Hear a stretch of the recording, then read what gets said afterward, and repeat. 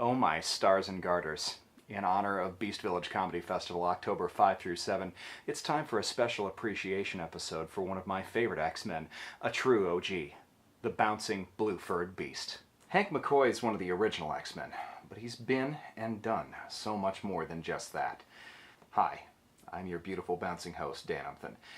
Strap in, because here's everything that you didn't know about the Beast.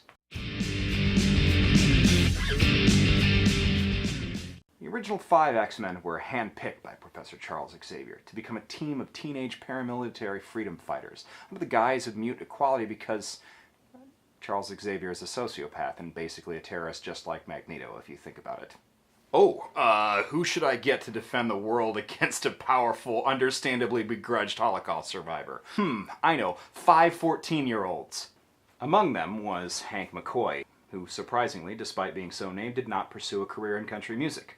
Naturally brilliant, his mutant power and ability was prehensile feet, as well as an incredible strength and agility.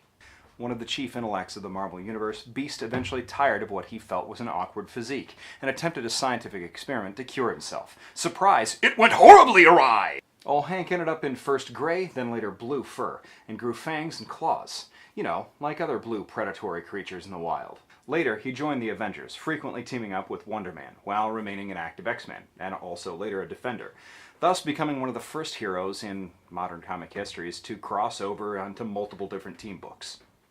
During the Age of Apocalypse, his alternate universe doppelganger was introduced, the Dark Beast.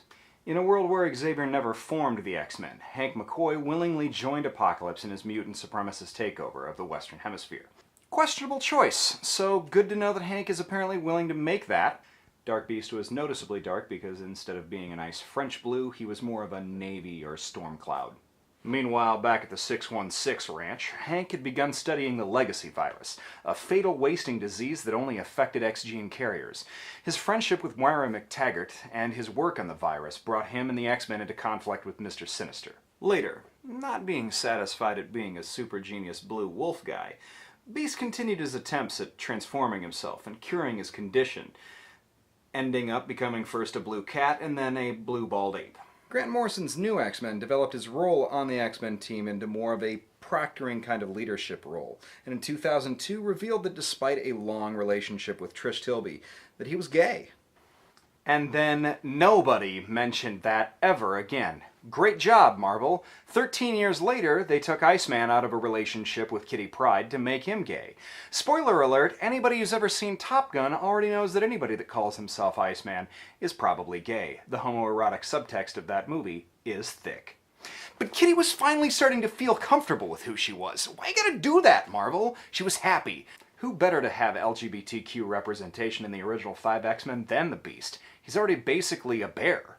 Then Hank made a pretty terrible decision. Seeing the state of the world, the schism created by Scott Summers' militant direction in the branch of the X-Men that he was running after Avengers vs. X-Men, Beast figured that the best way to try and fix things was bring all of the original X-Men members into the future so that Scott Summers could meet himself? You're one of the smartest guys in the world, and that's your idea of trying to help out one of your old friends. Hey buddy, seems like you're going through a rough patch. What if you met your 16-year-old self? And so they get stuck here, and they have to start their lives over, some 40 years in the future. Seeing where science took OG Blue Fur Hank, young Hank looks at another intellectual pursuit and applies himself, this time as a magician. He becomes an adept sorcerer until it's revealed that he's been under the tutelage of Madeline Pryor, the Goblin Queen, who promptly and predictably betrays him and in true Narnian fashion turns him into some sort of goat beast thing with her power, which is a nice metal touch and a cool distinction between the old Beast and new Beast. The differences don't end there between the old and new Beast. Classic Beast sided with New Tian, a Switzerland-like neutral space in San Francisco that was formed during Hydra's takeover in Secret Empire. It's kind of a haven supposedly for both mutants and humans alike, but secretly was being run by Emma Frost while she was manipulating Zorn. Younger Beast was always suspicious of New Tian, and it turns out that he was right to be so. He and his team of X-Men exposed Emma Frost for who she truly was. Regardless, Beast is always a character at war with himself, a brilliant and caring soul trapped in an awkward, monstrous body, and unable to reconcile the two, and love himself for who he is in many ways. In this way, on a team of misfits, he's one of the most misfit. and as a result, one of the most relatable. Out of a team of mutants, he's one of the most human. That's it for this week. And no, Jamie, I'm not going to be talking about Kelsey Grammer playing Beast in X-Men United in this episode. Not at all. I won't even acknowledge the fact. But this weekend, you can get caffeinated at a fun live Doomcast featuring a number of great comics and special guests. So come hang out at Capes Cafe live on October the 6th at 6 p.m. at Beast Village Comedy Festival. Get your tickets to the rest of the festival at beastvillagecomedyfest.com. That's beastvillagecomedyfest.com. beastvillagecomedyfest.com. beastvillagecomedyfest.com. Thanks everyone. We'll see you next week.